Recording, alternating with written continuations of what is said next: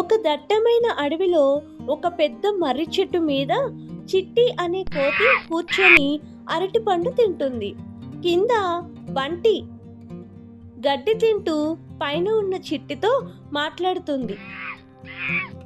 చిట్టి, పైన చూడు, ఆ కాకి తాత తనేదో మహారాజులా ఫీల్ అవుతున్నాడు.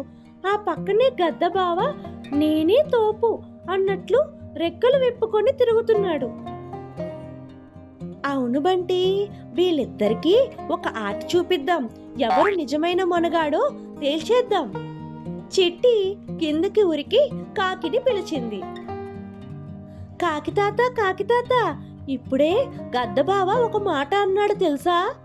ఈ అడవిలో నాకంటే వేగంగా ఎవరూ ఎగరలేరు.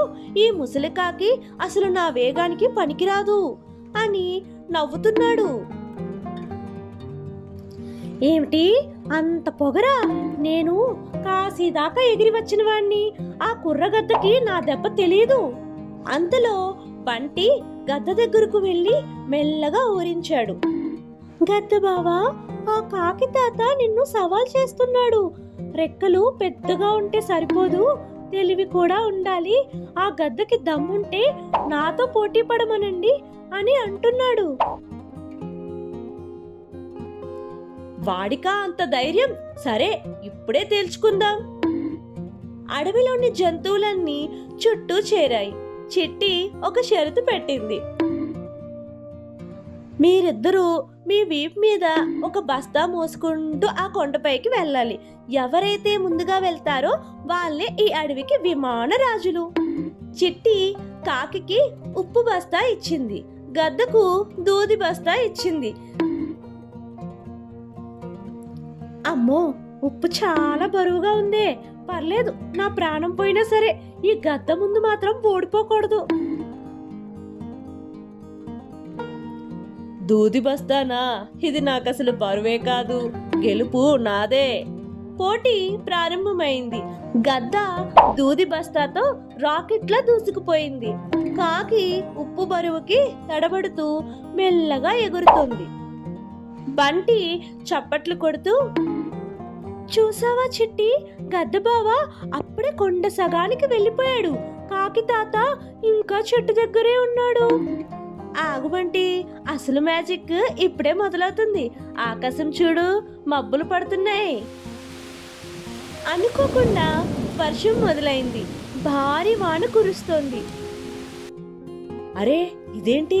ఈ దూది బస్తా అంతా ఇంత బరువుగా మారుతుంది.